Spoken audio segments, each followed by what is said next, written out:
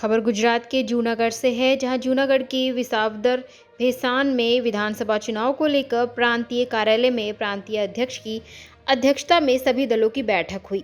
जहां आपको बता दें, चुनाव अधिकारी की अध्यक्षता में बैठक आयोजित चुनाव प्रशासन ने विसावदर प्रांतीय कार्यालय में राजनीतिक दलों के साथ बैठक की। कानूनी ढांचों पर आपत्तियों के लिए तत्काल आह्वान। भाजपा, कांग्रेस, आम आदमी पार्टी के नेताओं की मौजूदगी में चुनाव प्रक्रिया के संबंध में कई आपत्ति व सुझाव उठाने के लिए बैठक राजनीतिक दलों द्वारा उठाई गई।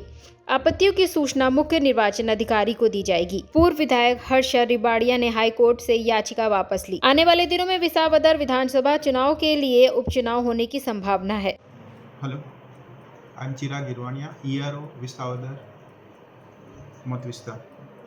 આજે આપણે પોલિટિકલ પાર્ટી સાથે જે મીટિંગ કરવા જઈ રહ્યા છે એ મોટાભાગે આપણા ચીફ ઇલેક્શન કમિશનર સાહેબના માર્ગદર્શન હેઠળ જે ઇલેક્શન સાથે જોડાયેલા તમામ સ્ટેક હોલ્ડર્સ છે, પછી મતદારો હોય, પોલિટિકલ પાર્ટી હોય કે ગવર્મેન્ટ ઓફિશિયલ્સ હોય, એમની સાથે સંપર્ક કરી અને કઈ રીતે આપણે ઇલેક્શનને વધુ બેટર બનાવી શકીએ એ માટે જે ઇલેક્શન કમિશન જે કામ કરી રહી છે એક પ્રોપર લીગલ ફ્રેમવર્કમાં કામ કરી રહ્યું છે, એ જ લીગલ ફ્રેમવર્કમાં રહી અને એની અમલવારીમાં પડતી મુશ્કેલીઓ અને એના નિવારણ માટે પોલિટિકલ પાર્ટી સાથે કન્સલ્ટ કરવા માટે મીટિંગ રાખવામાં આવેલ છે। કરશનભાઈ વાડદોરિયા, તાલુકા કોંગ્રેસ પ્રમુખ વિસાવદર। જી, આજે મીટિંગ હતી, શું કહેશો? આજે મીટિંગ એ હતી કે આગામી ધારાસભાની ચૂંટણીને અનુલક્ષીને અમને રાજકીય પક્ષોના આગેવાનોને પ્રાંત અધિકારી દ્વારા બોલાવવામાં આવેલા અને એમાં વિવિધ સલાહ સૂચનો જે કોઈ હોય એના માટેની આજની મીટિંગ હતી અને એના માટે અમે દરેક રાજકીય પક્ષના આગેવાનોએ જે ભૂતકાળમાં જે ચૂંટણીઓ થઈ અને એમાં જે મુશ્કેલીઓ પડતી હતી એની અમે પ્રાંત અધિકારીશ્રીને કાયદાની મર્યાદામાં રહી અને ખોટી રીતે હેરાનગતિ તંત્ર દ્વારા ન થાય એ માટેના અમે દરેક પક્ષોના આગેવાનોએ જુદા જુદા સૂચનો કર્યા। આગામી દિવસોમાં કોને ટિકિટ મળશે? કોંગ્રેસ પક્ષ તરફથી શું કહેશો? એ તો હાઈકમાન્ડ નક્કી કરતું હોય છે, એ અમારો કોઈ વિષય નથી કે કોને ટિકિટ મળી શકે। એ તો હાઈકમાન્ડ સર્વેના આધારે અને ઉમેદવારોની માગણી પ્રમાણે સર્વે થતો હોય છે, એના આધારે હાઈકમાન્ડ નક્કી કરતું હોય છે। મારું નામ પ્રવીણ સુજિત્રા, ભેસાણ તાલુકા ભાજપ પ્રમુખ। આજરોજ આપણે વિસાવદર પ્રાંત કચેરી ખાતે પ્રાંત સાહેબે એક બેઠક બોલાવી હતી। તમામ પક્ષના પ્રમુખો અને આગેવાનો પધાર્યા હતા અને ખાસ તો આ રૂટિંગ પ્રક્રિયા મુજબની બેઠક હતી।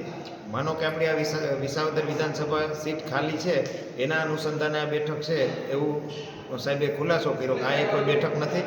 આખા ગુજરાતમાં જે રીતે બધા પ્રાંત કચેરીએ બેઠકો બોલાવવામાં આવી હતી એ પ્રમાણે આજની આ બેઠક હતી અને ચૂંટણી સમયે પ્રચાર અને મતદાતાઓને કંઈ મુશ્કેલીઓ પડતી હોય તો એના સોલ્યુશન માટે સજેશન માટેની બેઠક હતી। તમામ પક્ષના આગેવાનોએ સાથે મળી અને મતદાતાનો સારી રીતે મતદાન કરી શકે, મુશ્કેલીનો સામનો કર્યા વગર એ પ્રમાણેના સજેશનો આજરોજ અમે નાયબ કલેક્ટર સાહેબને આપ્યા। આગામી સમયમાં કોને ટિકિટ મળી શકે એમ છે? કારણ કે હર્ષદભાઈ અને ભૂપતભાઈ બંનેના રાજીનામા છે અને હર્ષદભાઈ રિપિટેશન પાછી ખેંચેલી છે।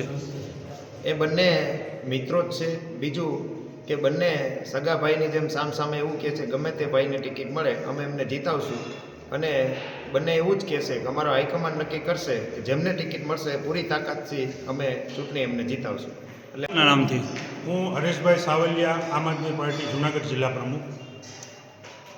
આજે વિસાવદર પ્રાંત કચેરી ખાતે પ્રાંત સાહેબે એક મિટિંગ બોલાવી હતી જે ચૂંટણીલક્ષી, ખાસ કરીને વિસાવદર વિધાનસભાની આગામી સમયમાં ચૂંટણી આવી રહી હોય એવું લાગી રહ્યું છે, પણ પ્રાંત સાહેબે એવી ચોખવટ કરી છે કે એને લક્ષીને કંઈ છે નહીં તો આખા ગુજરાતમાં મિટિંગો બોલાવવામાં આવી છે કે મતદાતાઓને કંઈ મુશ્કેલીઓ પડતી હોય અથવા તો ચૂંટણી સમયે કંઈ પણ રસ્તામાં જે પોલીસ રોકી અને કાંઈ પણ હેરાનગતિ કરતી હોય, સાહિત્ય લઈ જવામાં કરતી હોય, બોર્ડ બેનરો હટાવવાની જે મગજમારી હોય, આને લક્ષીને એક ચૂંટણી હતી અને પ્રાંત સાહેબ સમક્ષ તમામ પ્રકારની રજૂઆતો કરવામાં આવી। આગામી સમયમાં કોને ટિકિટ મળી શકે એમ છે?